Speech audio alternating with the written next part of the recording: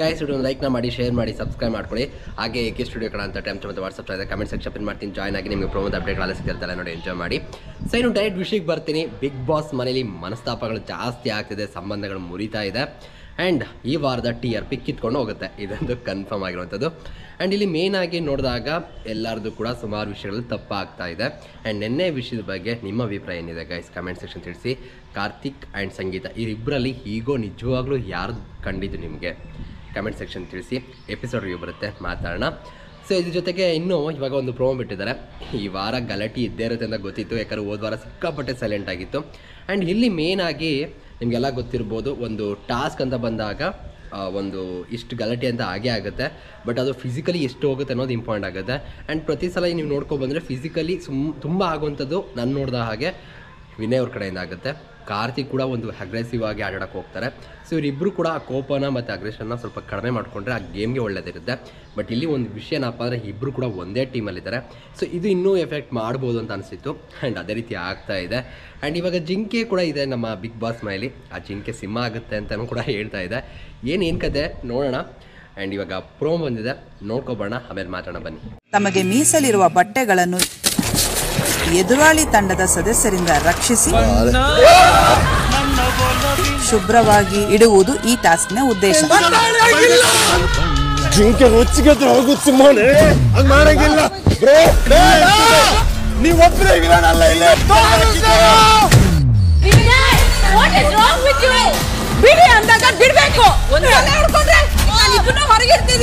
ಇಂದು ರಾತ್ರಿ 9:30ಕ್ಕೆ. So promo ನೋಡಿದ್ರಲ್ಲ, ಏನನ್ಸ್ತು ಏನು ಕತೆ ಕಮೆಂಟ್ ಸೆಕ್ಷನ್ ತಿಳಿಸಿ.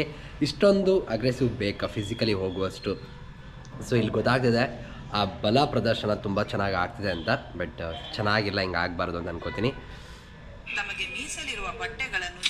ಸೊ ಸಿಂಪಲ್ ಟಾಸ್ಕ್ ಕೊಟ್ಟಿದ್ದಾರೆ. ಇವಾಗ ಬಿಗ್ ಬಾಸ್ ಕಡೆಯಿಂದ ಬಟ್ಟೆಗಳು ಬರುತ್ತೆ ಒಂದು ಟೀಮ್ಗೆ. ಸೊ ಆ ಟೀಮ್ ಅವರು ಅದನ್ನು ನೀಟಾಗಿ ಕ್ಲೀನಾಗಿ ಮಾಡ್ಕೋಬೇಕಾಗುತ್ತೆ. ಸೊ ಒಗ್ದು ಸೊ ಅದನ್ನು ಹಾಳು ಮಾಡುವಂಥ ಕೆಲಸ ಆಪೋಸಿಟ್ ಟೀಮ್ದು. ಸೊ ಅದರಿಂದ ಹೆಂಗೆ ಸೇವ್ ಮಾಡ್ಕೋತಾರೆ ಅನ್ನೋದು ಇಂಪಾರ್ಟೆಂಟ್ ಆಗುತ್ತೆ, ಓಕೆನಾ? ಸೊ ಹಿಂಗೆ ಇರಬೇಕಾದ್ರೆ ಸ್ವಲ್ಪ ಅಗ್ರೆಸಿವ್ ಆಗಿ ಇದ್ದೇ ಇರ್ತಾರೆ ಎಲ್ಲರೂ ಕೂಡ, ಬಟ್ ತುಂಬ ತೀರಾ ಅಗ್ರೆಸಿವ್ ಹೋಗುವಂಥದ್ದು, ಫಿಸಿಕಲಿ ಹೋಗುವಂಥದ್ದು ತುಂಬ ತಪ್ಪು. ಎದುರಾಳಿ ತಂಡದ ಸದಸ್ಯರಿಂದ ರಕ್ಷಿಸಿ.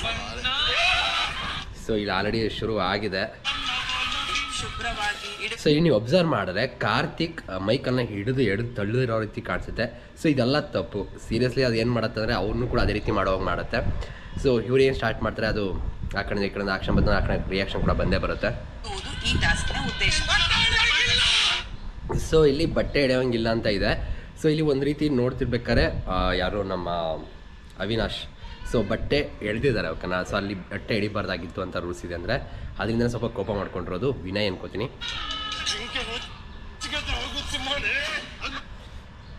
ಜಿಂಕೆ ರುಚಿಗೆದ್ರೆ ಸಿಂಹ ಹೆಂಗಾಗುತ್ತೆ? ಬಿದ್ರು ಗುರು, ಅದು ಬೇಕು ಅಂತ ಬಿಡಿಸಿಲ್ಲ, ಬಟ್ ಅದು ಮಿಸ್ ಆಗಿ ಬಿದ್ದಿದ್ದು ವಿನಯ್ ಆ್ಯಂಡ್ ಅವಿನಾಶ್.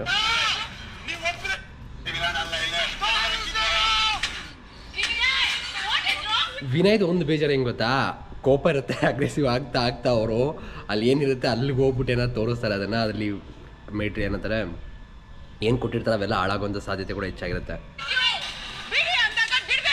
ನೋಡಿ. ಇಷ್ಟೇ ಡಿಫ್ರೆನ್ಸ್. ಈಗ ನಮ್ರತ ಆಪೋಸಿಟ್ ಟೀಮ್ ಇರೋದ್ರಿಂದ ಅವ್ರ ಕಡೆಯಿಂದ ವಾಯ್ಸ್ ಬರ್ತಿದೆ. ಸೊ ನನಗನ್ಸೋದು ಇಷ್ಟು ದಿನಗಳಲ್ಲಿ ಆಪೋಸಿಟ್ ಟೀಮಲ್ಲೇ ಇರಬೇಕಾಗಿತ್ತು ನಮ್ರತಾ ಗೌಡ ಅವರು ವಿನಯ್ ವಿರುದ್ಧ, ಓಕೆನಾ? ಅವಾಗ ಅಟ್ಲೀಸ್ಟ್ ಅವ್ರ ಕಡೆಯಿಂದ ಒಂದು ವಾಯ್ಸ್ ಬರ್ತಾ ಇತ್ತು. ಇವಾಗ ಬರ್ತಿದೆ ಅಟ್ಲೀಸ್ಟ್.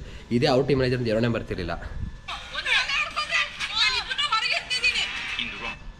ತುಂಬ ಫಿಸಿಕಲಿ ಹೋಗ್ತಿದ್ದಾರಪ್ಪ. ಕಾರ್ತಿಕ್ ಅವ್ರಿಗೆ ಹೇಳಿದ್ದು ಅಂತ ಅನ್ಸ್ಕೊತೀನಿ. ಅದು ಯಾರು ಸಿರಿ ಮ್ಯಾಮ್ ಅವರು, ಯಾಕಂದರೆ ಮೈಕಲ್ ವಿಷಯದಲ್ಲಿ ನೀವು ನೋಡಿರ್ಬೋದು ತಳೆದಾಗ ಇದೆಲ್ಲ ತುಂಬ ಹೆವಿ ಫಿಸಿಕಲಿ ಹೋಗ್ತಿದ್ದಾರೆ ಅಂತ ಅನಿಸಿದೆ. ಇದೆಲ್ಲ ಅವಶ್ಯಕತೆ ಇಲ್ಲ ಅಂತ ತಳ್ಳಿದ ರೀತಿ. ಬಲ ಪ್ರದರ್ಶನ ತುಂಬ ಚೆನ್ನಾಗಿ ತೋರಿಸಿದ್ದಾರೆ. ಎಲ್ಲನೂ ಬಲದಿಂದನೇ ಗೆಲ್ಲಕ್ಕಾಗಲ್ಲ, ಬುದ್ಧಿವಂತಿಕೆ ಕೂಡ ಇಂಪಾರ್ಟೆಂಟ್ ಆಗುತ್ತೆ. ಏನೋಪ್ಪ ಇವರೆಲ್ಲ ಒಂದು ಸ್ವಲ್ಪ ಜಿದ್ದಿಗೆ ಬಿದ್ದುಬಿಟ್ಟಿದ್ದಾರೆ. ಸೊ ಹಾಗಾಗಿ ಇಷ್ಟೆಲ್ಲ ಆಗ್ತಿದೆ ಅಂತ ಅನಿಸುತ್ತೆ. ನಿಮ್ಗೆ ಅನಿಸುತ್ತೆ ಗೈಸ್ ಕಮೆಂಟ್ ಸೆಕ್ಷನ್ ತಿಳಿಸಿ, ಯಾರು ತಪ್ಪು ಯಾರು ಸರಿ. ಎಪಿಸೋಡ್ನಲ್ಲಿ ನೋಡೋಣ, ಸಿಗೋಣ ಮತ್ತೆ. Thank you guys, love you guys, bye.